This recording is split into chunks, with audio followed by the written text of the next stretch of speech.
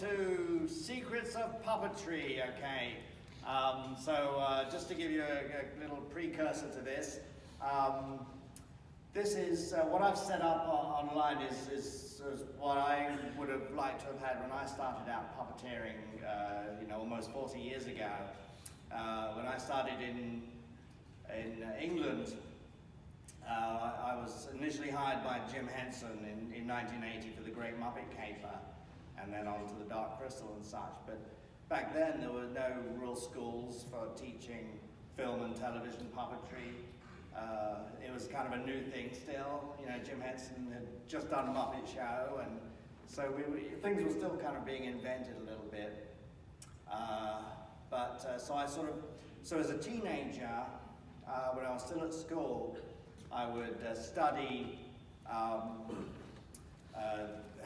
the Muppets moved and trying to figure out what was going on to make these characters come alive like this. How were they doing that? Were they crawling around on their knees, or what was happening? What was going on here? And there wasn't much information talking about late 1970s, 76 to 80 basically, when the Muppet Show was being taped and broadcast in the UK.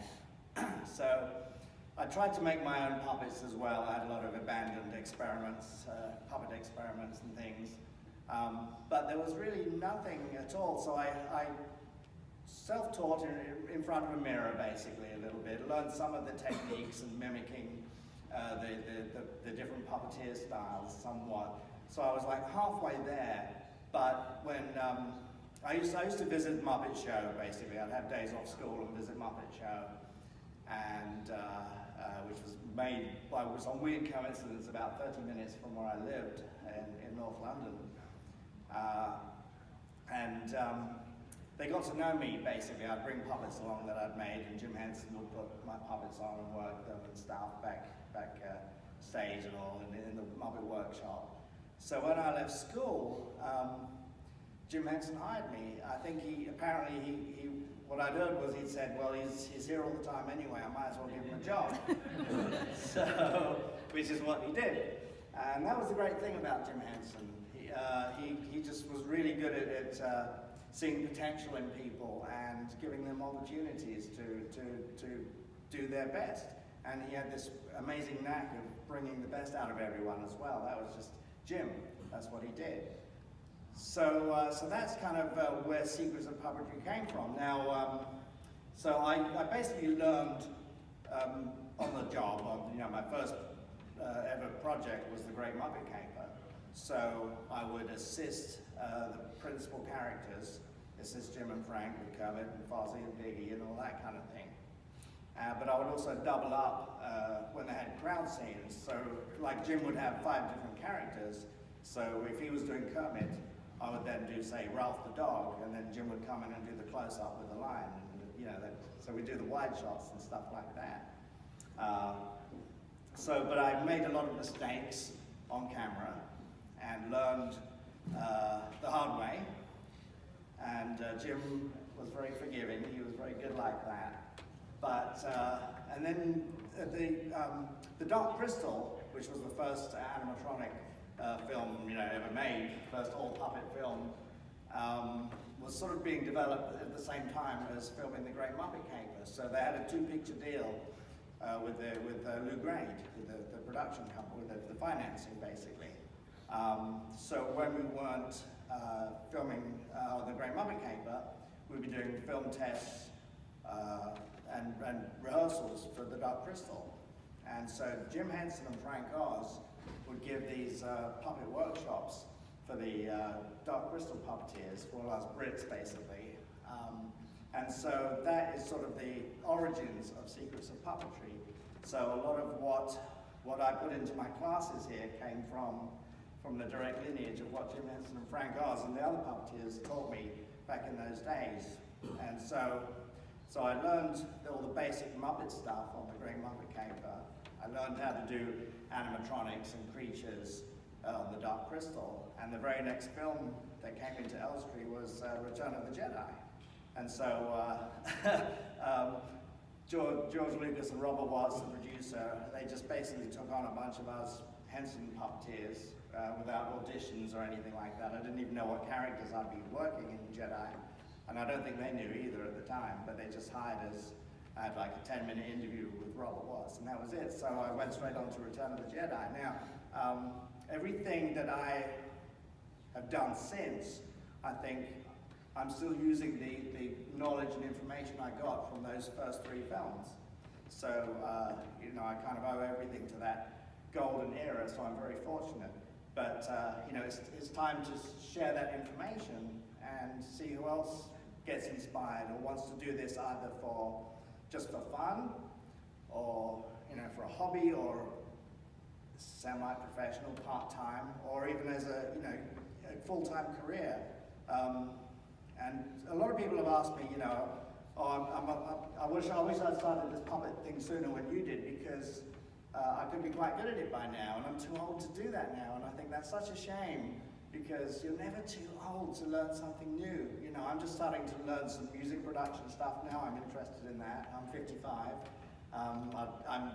I'd like to learn to play piano, keyboards, you know, even if it's just for fun.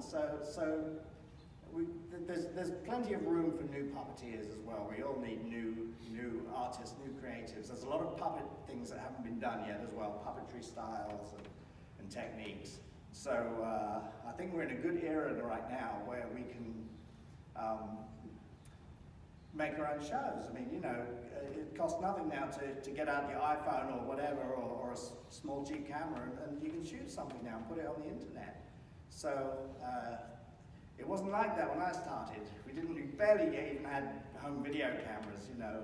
We had reel-to-reel tape recorders, video recorders, which I remember I was using on Return of the Jedi. But anyway, so how about we roll the little intro film, please, for Secrets of Puppetry. Thank you.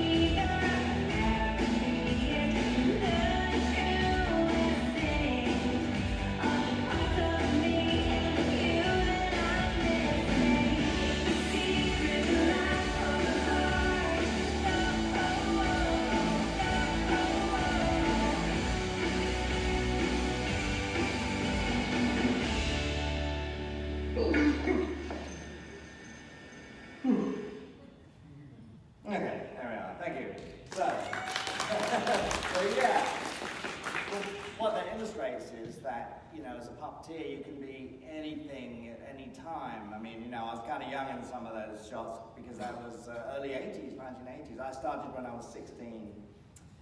So you think I'd know better by now, wouldn't you, right? But apparently not. So I can't do anything else. This is all I do is puppets, I guess. Yeah, I'll just sort of go through some of the basics, and then I'll invite a couple of people up who might be interested in sort of trying this out on the monitor here. So the first thing to know is, and this is sort of a semi-secret, is how you actually I mean, oftentimes we're crawling around on the floor on location, or hobbling around on boxes, or hiding behind set pieces. But the ideal optimum position for a puppeteer is to basically be in a good standing, relaxed position. You know, people tend to get all quite tense and all tangled up and things, because one of the questions I always get is, you know, don't you get tired, and how do you keep your arm up for that length of time? But if you're actually relaxed, then you know it's not hard. I'm not at full extension. I'm pretty well standing on. You can almost stand on one leg. So the center of gravity goes right through that hip, through the shoulder, and I have a range of motion here. See? So, and all it is just coming from the shoulder and the elbow, right? And so, some puppets are quite a lot longer than say these things I got here. Kermit pretty well finishes at the elbow normally, so he's a smaller puppet. But some characters like Piggy and Fozzie Bear, they're a lot longer. So what you then have to do is tuck your head down like this, which then actually gives you a whole lot, almost down to your shoulder, see there, where you can actually get a lot more puppet. And I'm still kind of relaxed. Look, I can still do all the things I need to do. So that's like an ideal, perfect world situation you want to get into. You know, I have a monitor in front of me, so that's perfect. So let's see. So then what they do is then you sort of upgrade to these little eyeballs on elastic here. And there we go. And so what this teaches you is that the top of your hand generally becomes the eye focus. So if you do this, a lot of this stuff is really hard to watch and really horrible. it's just a mess. So the idea is to keep the pupils kind of as straight as possible. And one of the things that people kind of have to get used to when they start working on film and TV puppetry is the monitors, because it's the opposite of a mirror. So when I turn left, you'd expect it to be like a mirror, but of course it's going the opposite direction on the monitor. So that takes a few weeks to maybe a month to get used to. So oftentimes, if your puppet's leaning and you try to correct it, you end up going the wrong way, or walk off in the wrong direction, because everything's opposite. But that's the stuff that can be learned. And the whole, the thing that I try to get across to everybody is that puppetry is essentially, it's just a technique like dance or learning to play a musical instrument. So, you know, the puppet happens to be your musical instrument. But it's all technique, you know. It's not, people say, it's a talent, but a talent is really just something that you spend time learning, essentially, right? That's all it is. So anyone can really become talented at puppetry if they just spend enough time doing it, like anything else, you know, whether it's learning to change the oil in your car or whatever. You know, I can't do that, but you know, if I cared enough, I'm sure I could. So the idea behind Secrets of Puppetry is to give people a shortcut to be able to get to the good place of enjoying performing quicker. So you're not really worrying about the technique. You know, it's all muscle memory, just like walking or driving a car. And there's nothing to sneeze at, is it really? Let's be honest. That's it, you know, you don't think about walking, you just kind of do it, or driving a car, or you know, the things that we might do on a day-to-day basis. Speaking, talking, we don't think about, right now I'm not going to think about it, but normally you just speak, you don't have to think, okay, how do I talk? Because you've learned how to do it. And puppetry and dance and playing a musical instrument is exactly the same. So every single one of you could actually learn to be a good puppeteer, or even a half-decent one, if you wanted to. And that's the exciting thing. People don't understand that. They think you're something special because you're doing this. But but I'm absolutely not. I was just a regular kid from just a working class family in North London with not many opportunities, but I made them and obsessed. I suppose you have to have a little bit of an obsession to be really good at something, right? Whatever that thing is, So anyway, so let's go back to what's going on here. So I'll just go through some of the secrets, but you can't tell anyone, or it won't be a secret anymore, right? So it's just between us. So okay, so we're at finding the focus is usually the first thing. Finding where the eye is looking right into camera, and still being relaxed. I can still do whatever I want here, and turning ahead. So what one should not normally do is to turn to look to the side. If you just do this, it's kind of boring. If you just do that, it's kind of boring. And why it's boring is because you can't see the pupils. So we do a thing called a cheated look, and you'll see Kermit do this a lot. It's very obvious with him. So, when you look to somebody, you can still see those two eyes. Okay, so there's a secret right there. But not only that, but you're probably not aware, but what I'm doing is I'm actually tilting my hand slightly. So I'm not doing this, I'm doing this. And I'm not doing that, I'm doing that.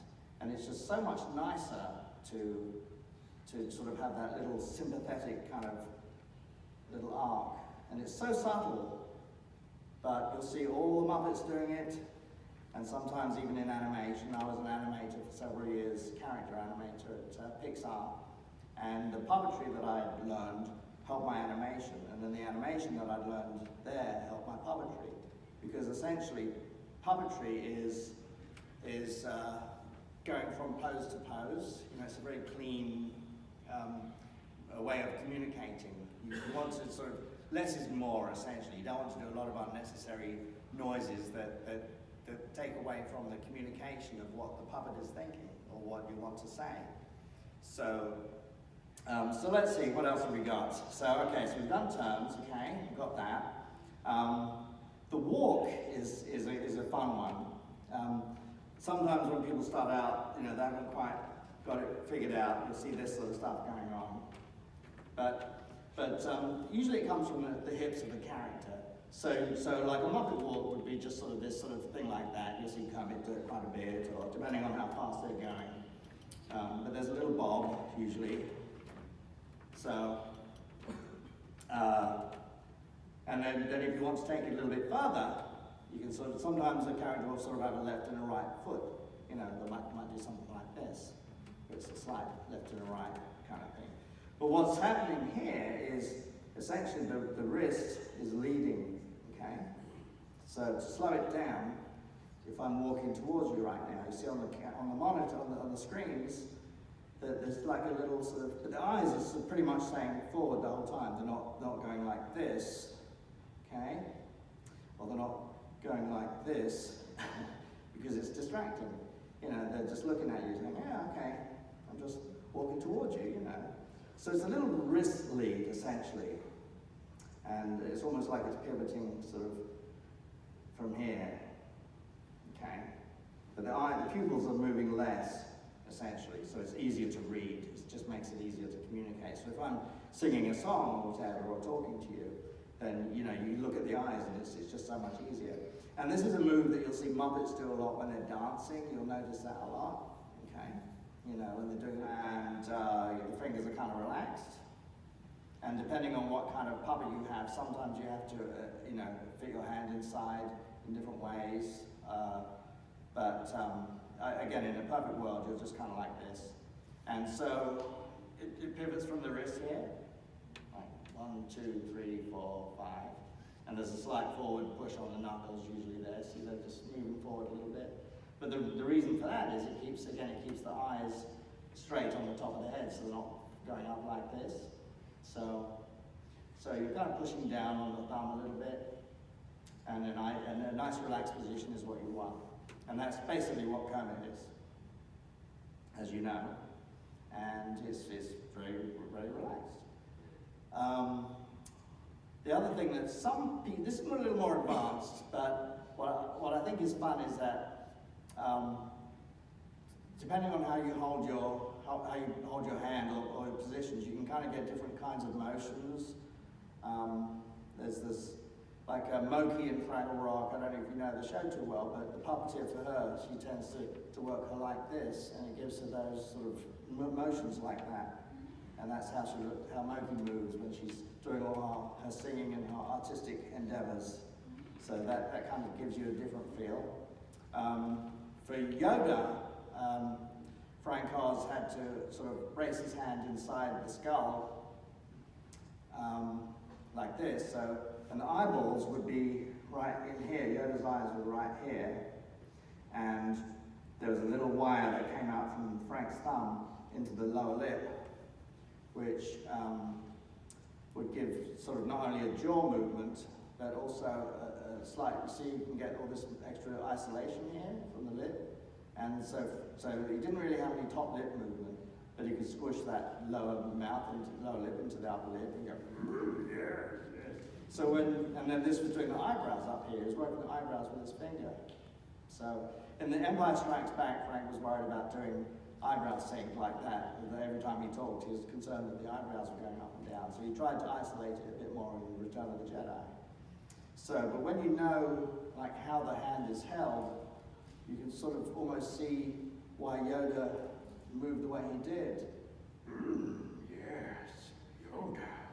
You know, so there's so much you can do with the hand that, you know, it's not always just about flapping around, but pulling expressions, and you have all this stuff that you can do that often is underused. So, and that's useful for different styles of puppetry as well. There's one puppet character I did in the UK years ago where her mouth and eyes were all animatronic, but I actually worked her jaw from a little lever at the side. So I still had all the head movement, and then her eyebrows were worked up here, like this. And her eye turns and eye blinks were worked with my right hand on a little electronic box, so I could blink and turn at the same time. I could do her entire face mechanically myself, which was quite advanced. So you don't see that too often. Let's move on to something else now. Here we go. Okay, I've got up my little puppet, Quinny, and this guy actually, what's he talking about? I don't know. Well, you're all a fine-looking bunch of people, I must say. Yes. Yes. So this guy actually took along to. I was building out some more lessons for Secrets of Puppetry. When would this be? A year and a half ago or so, I think it was. And not even, And I thought, I don't have a lesson about auditioning, and I always hate to audition. I try and avoid it as much as possible. And I think none of us are any good when we're, in a situation like that anyway. I know actors usually, unless you do a lot of them, auditions are horrible. So and I got a call from my agent saying, there's an audition for a TV series in LA, do you want to do it? And usually I'm like, not really, because they then say, that was great, but can you do it with an American accent? Like, thank you. And then they cast on voice, not on performance or puppeteering ability or anything like that. So I generally try to avoid them. So I thought, well, look, how can I teach people how to audition if I only do one audition a year or not even, So I thought, okay, I'll go along and do it. I took this guy along, this exact same puppet here, along, and it was for Kidding, for Showtime, with Jim Carrey, and I was auditioned by Michel Gondry, who was the director, and he did Eternal Sunshine of the Spotless Mind. And I thought, well, I'm never going to get the job, so I just sort of started having fun with him, and in between the audition readings, we were kind of arguing back and forth, and I was like, I didn't care, basically. And then I got the job. So this guy, anyway, that's beside the point. But anyway, I guess that's an audition secret, isn't it? to not care too much and just have fun. So I was making them laugh. So yeah, if you just want to lock off the camera, that would be good, thanks, because I'm going to move around in the space now. So yeah, thanks. So let's talk about walks a little bit. When we were doing the Dark Crystal rehearsals, workshops, Jim Henson sort of had us all lined up and put on these, had some Emmett Otter puppets, creatures. And I picked this goofy looking guy that sort of had this funny grin and little teeth and stuff. He was this funny little guy. And we had to walk across this, enter the shop sort of with, you know, with attitude. So we all did a normal walk first, just like, I'm just walking along, you know, that's fine. And Jim would demonstrate how to do it, and we'd all take turns. And then he was saying, you know, now walk across being really happy, so we had to figure out how we could be really happy and skippy and yay, and like, you know, okay, what's happy? What does that mean? And then, you know, be really sad, walk across really sad, you know, like,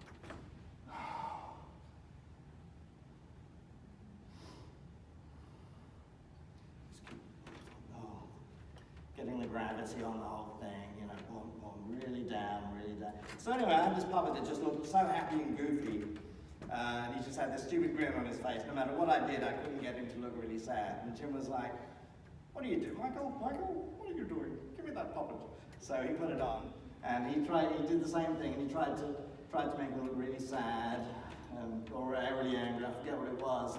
And he's like looking a bit confused and disappointed with himself, and he did it a second time. And then about halfway through he gave up and said, you know what, you're right, this puppet can never look that way, and he threw it back at me and moved on. So that made me feel better. I thought, well, if Jim can't do it, then maybe nobody can.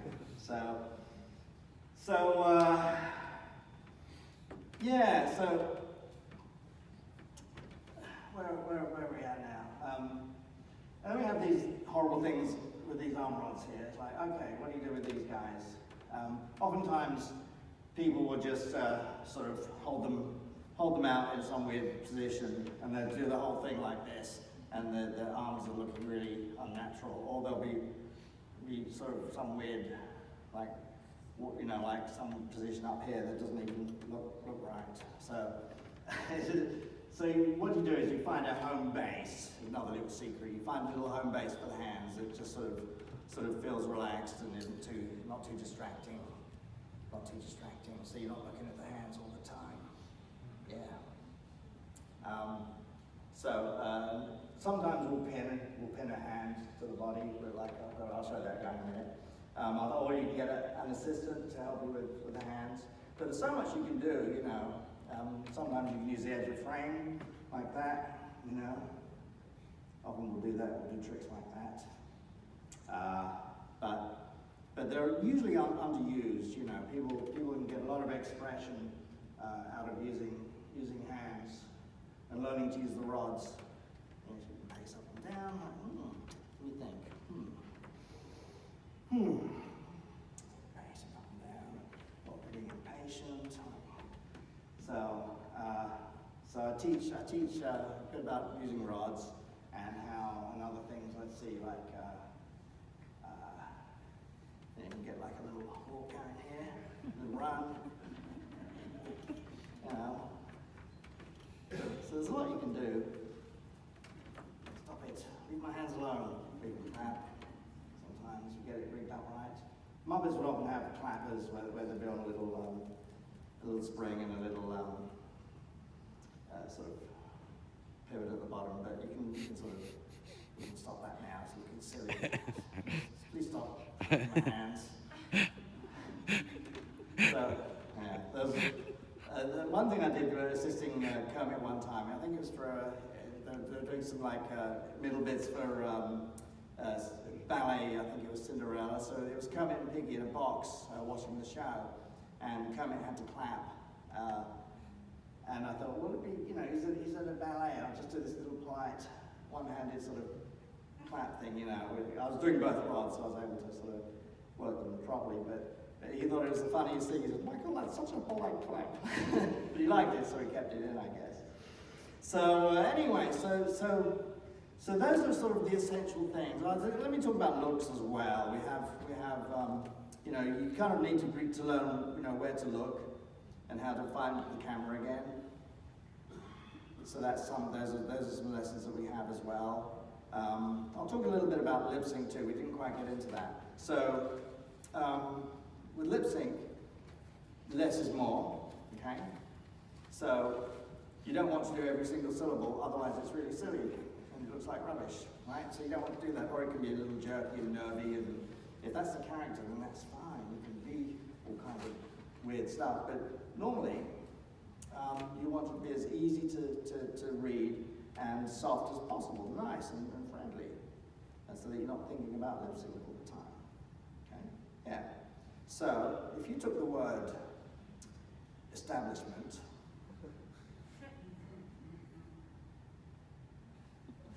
and then you give it back again, you can say that word different ways, okay? So you could say establishment, that's one syllable.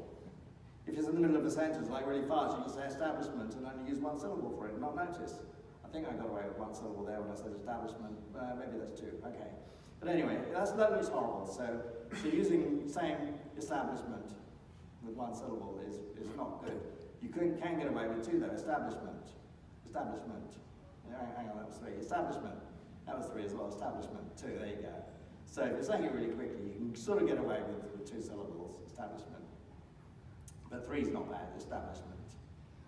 There's a slight delay on the monitor here on the cameras. That's the thing with these new cameras, because everything's digital now, it goes through conversions, and there's often a little lag or delay. We never used to have that in the old days, but that's technology for you. Or you can say establishment. 1, 2, 3, 4. Establishment. 1, 2, 3, 4. But that's almost too much. Establishment. So 3 seems about right. Establishment. 1, 2, 3. 1, 2, 3. So there you go. So we'll do counting as well. 1, 2, 3, 4, 5, 6, 7, 8, 9, 10. You see I did one syllable for 7, not 2. 11, 9, 10, 11, 12. Just one syllable for 11. And then if you want to get really fancy, then you sort of combine that with looks. 1, 2, 3, 4, 5, 6, 7, 8, 9, 10. And you can go on like that. So combining the lessons and techniques can walking and talking at the same time. That's like chewing gum and rubbing your head and patting your, yes, all that stuff. Anyway, so the more you try and throw into the mix, the more complicated it gets. So one of the lessons I would do when I was doing my live, I think I put it in the academy as well, but when I was doing my initial live training 25 years ago, I thought, let's have a slow song that people can learn, and then a fast song. And the slow song is fun and it's easy to do, but people often would get kind of caught up in the fast song because they thought it meant you actually had to move faster, and you don't, because if you know these techniques, you're just doing less and making it look fast and difficult, when in fact it's not. So I'm not going to put you all through that here. Let's see how we're doing for time. Oh, we're good, okay. So what I am going to do is, let's see, first of all, I think, okay, before we do the song, I think we have time to bring up a couple of maybe two people that would like to try and have fun with puppets on this monitor here. Yeah, so we have one. Okay, there we go. And in fact, if you come through this curtain here, there's that way you've got to climb the stage. Ignore that man behind the curtain. Here we go, this way. Who else needs one more, please? There you go. Yes, come up through. I think there might be a gap on the other side. I'm not sure. If you don't want to have to go all the way. There we are. So, okay, so that's good. What? Yay! Yeah, through the curtain there, I think. There's a little gap here, I think. All right, all around the side. Thank you so much. And there's some steps. That way you haven't got all fall over and stuff like that. So, your name is? Becky. Becky, all right, thank you.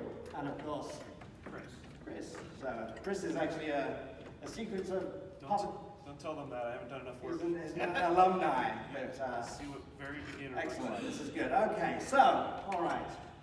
Well, let's see. Start out. Yeah, I'll let you know. Don't worry about that. You've got a disadvantage now. Your eyes have popped out. Are you left-handed or right-handed? Right. Okay, yes. Slip that over your, and just put them over your knuckles like that. And then, oh, I think I need a host for this now. Here we go. All right. It's going to be fine. It really is. It's going to be just fine. Don't panic. Okay, so I have a mini-me here. All right, so now we'll go to so the first thing you have to do is find yourself on the monitor, which is really hard. So yeah. I'm almost behind you. There you go. Sometimes you have to do that. So let me stay right where you are. You guys find yourselves here. Okay. Opposite side, you're right. Yeah. And there's this lag, and I'm moving the wrong way Yeah, again. yeah. It takes forever to do this stuff. So basically, remember what I said about getting just. Yeah. And you'll find it so much easier than if you've got a bent elbow. If you're. So you've been relaxed. Yeah. There you go. And then your puppet is already straighter, and you can get your arm higher and stuff. So yeah, you really want to give that shoulder the emphasis more, and you'll find it so much easier. Okay, there you go. Good. All right. Look at that. These are my babies. Look. Oh, that's so nice. Okay. So how about? Let's see. Let me come in behind you a little bit here. Okay. There we are. All right. Okay. So, okay. You found the monitor looking straight ahead? Nearly. And then look to that side. Yeah, that one. Look, there you go. You got it. You can do it. There you go. Yes. And then to the other side. And then to the other side. And then up. And then down. I forgot to move my mouth then. And then down. Okay. And nod. Yeah, that's good, isn't it? Do you like nodding? Is that good? Can you look at each other as well while you're doing it? Yeah, right? Yeah. No. It's horrible, isn't it? Why did I even volunteer for this?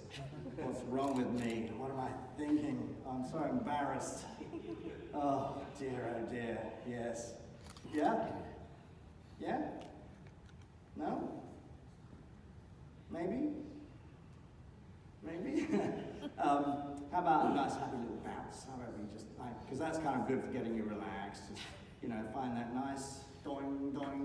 How about that, eh? Bouncing is good. Boing, boing. Yeah, up and down. Yeah, like that. Because you need that in the walk sometimes. Can you do that? I'm lying about your arm not hurt. Okay, calm down for a second. That's hard. The bouncing is way harder than I expected. Yeah, see, that's the thing. You've got some way to go. But it's all, it's just knowing, it's because your muscles haven't learned yet how to do things properly. So it's doing everything the hard way first. Okay. I'll tell you what, I think it's time to put on a puppet. What do you say? Switch them out. Yeah. Yep. Yeah, of course. You don't need a license to work puppets. Unlike driving a car. So.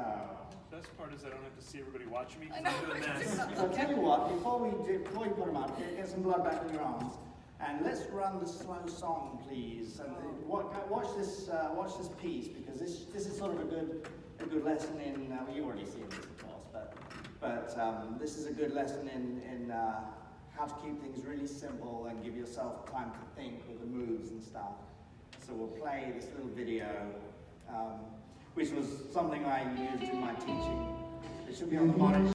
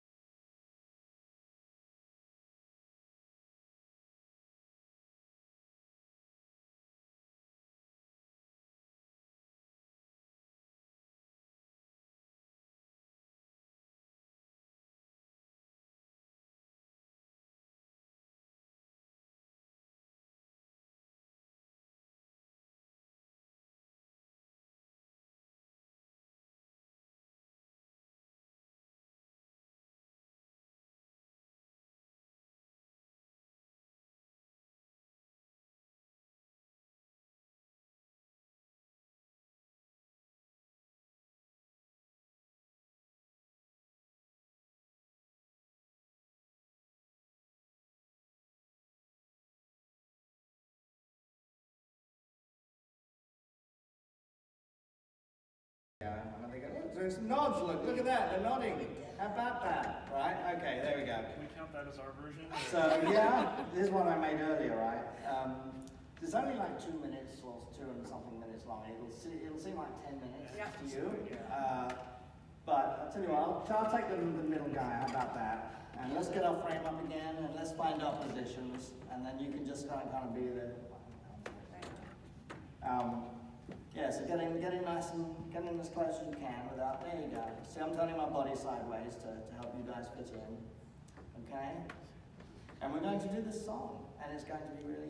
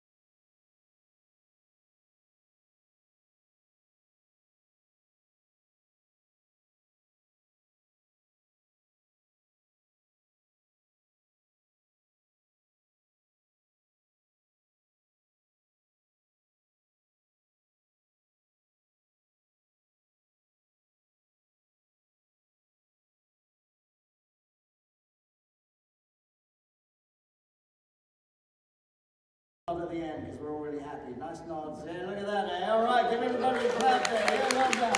Okay, thank you so much. So, how does that feel? Awesome. Way harder than I thought. It was so much fun though. Right, but you know, and if you were to do that, say, 10 times a day, by the end of the week, you My arm would fall off.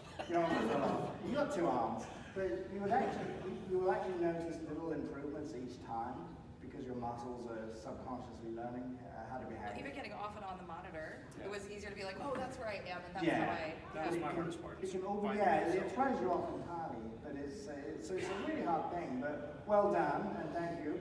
And so those are some of the very essential secrets of puppetry. How are we doing on time? I think we're about out of time. Yeah, I think what have we got? A minute or two? A couple of minutes? 1 minute? Okay, got 1 minute. All right.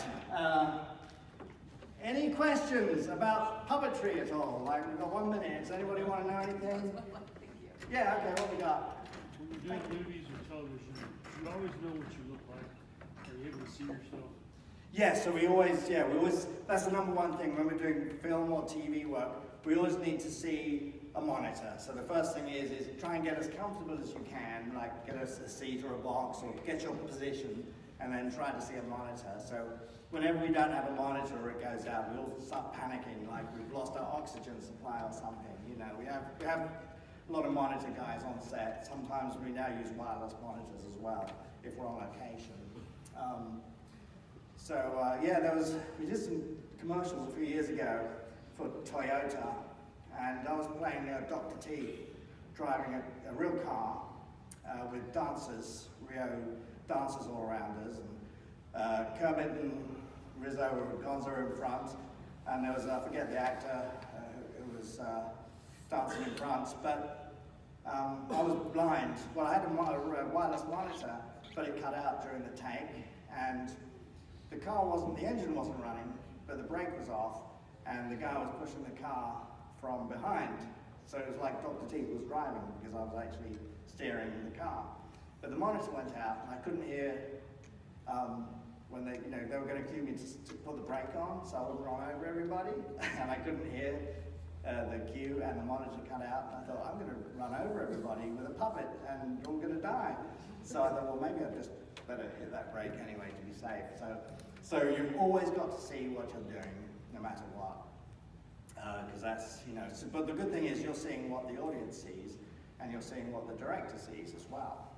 Exactly the same way, which is also why we don't like to reverse monitors to mirror, but to see them as the audience will actually see it. So when a camera operator says, can you move camera left, you know what that means. You're not going the wrong way as well. So anyway, so that's sort of, in essence, what the basics of film and TV puppetry is. And like I say, once you know the basics, you can do pretty well anything.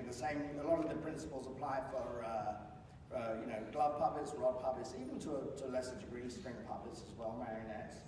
So I also have a little special going on this weekend for you guys. So if you want to get one of these cards from me, you actually have there's a 50% discount on my little academy on the bronze level, which goes over everything I told you today, but in a lot more detail. Plus you get a free 8x10, which is worth like $40. So if you ever want to, if you're interested, pick up one of these and check it out. There's a link so you can see online what the lessons are like. So just let me know. But otherwise, thank you so much, and I really appreciate it.